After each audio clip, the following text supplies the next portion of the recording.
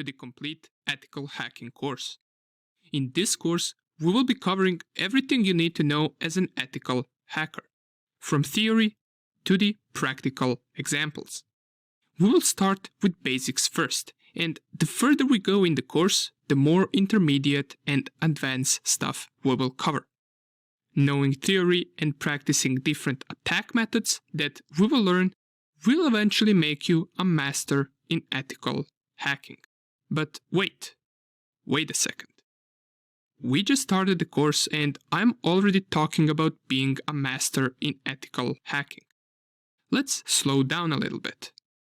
What even is ethical hacking? And what does an ethical hacker do?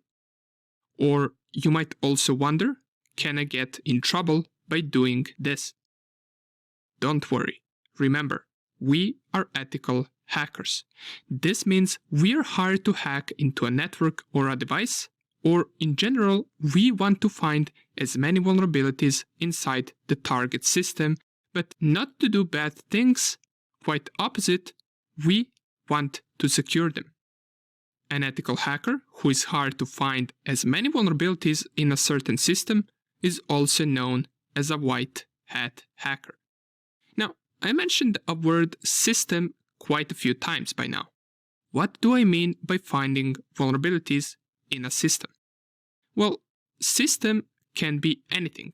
It can be a network of multiple computers, or it could be just one single computer. It could also be some company's server that they keep their important data on. We could also be targeting a web page or a website. A vulnerability, on the other hand, is anything that could allow someone to have an unauthorized access to that system. We are there to discover them and secure them. But why are we doing this? Well, as you know, there are the bad guys, or also known as black hat hackers. Their goal is also to find vulnerabilities in a system, but not to secure them. Instead, they want to perform malicious activity once they gain access to that system. That is the difference between a white hat hacker and a black hat hacker. A white hat hacker is there to find vulnerability, notify the person that hired him, and let him know of a possible unauthorized access. You can think of us as a cyber police. We are there to protect. A black hat hacker, on the other hand, is there to perform malicious activity such as stealing your data. They could also try to steal your online money. They could install a virus or a keylogger on your PC and track everything that you do. They can go as far as doing something like stealing your identity. However, the methods white hat and black hat hackers use can be quite similar.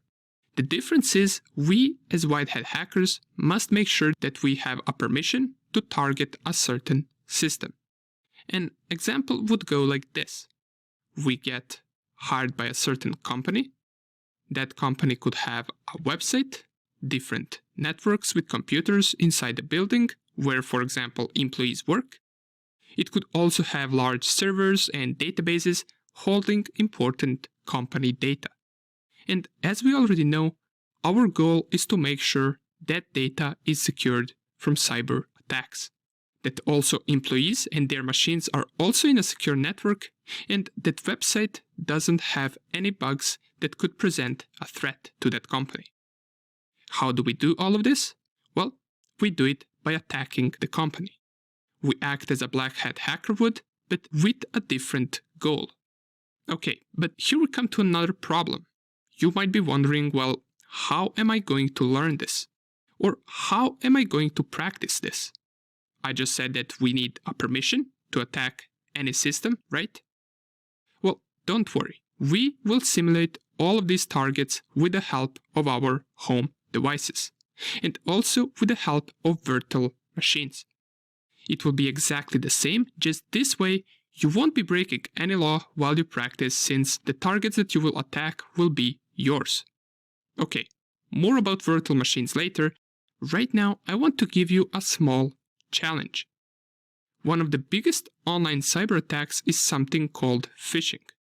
In most cases, Phishing is an act of black hat hackers tricking you into entering some of your private data, such as usernames and passwords, into a web page that isn't to be trusted. This is one of the ways how they steal online accounts. Let me show you. Here I have two Twitter login pages. One of these two that you can see right here is a fake login page, and the other one is real. Let's take a quick look at them. So let's take a look at the first one. Here it is. And if we take a look at the second one, they appear to be exactly the same, right?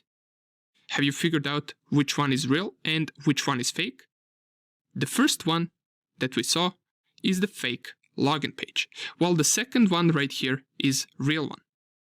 Let's mention some of the obvious reasons why this page right here that you're looking at is a fake login page that can be used to steal your account.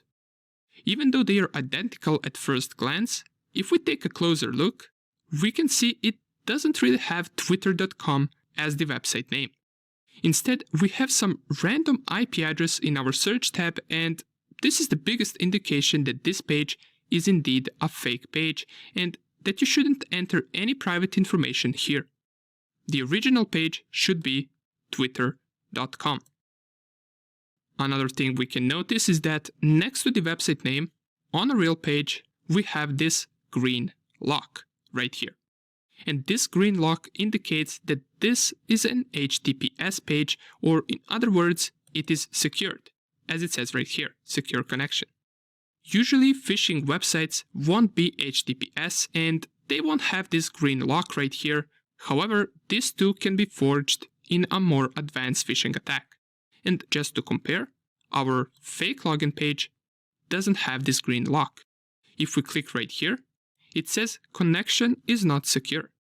And even though many of you probably knew these things already, if you were in a hurry and you got redirected to this fake login page, you could potentially enter your password here, and little do you know, in just a few seconds, your account has been compromised and stolen by the bad guys, since the information that you enter right here on this page gets sent to them and not to twitter.com.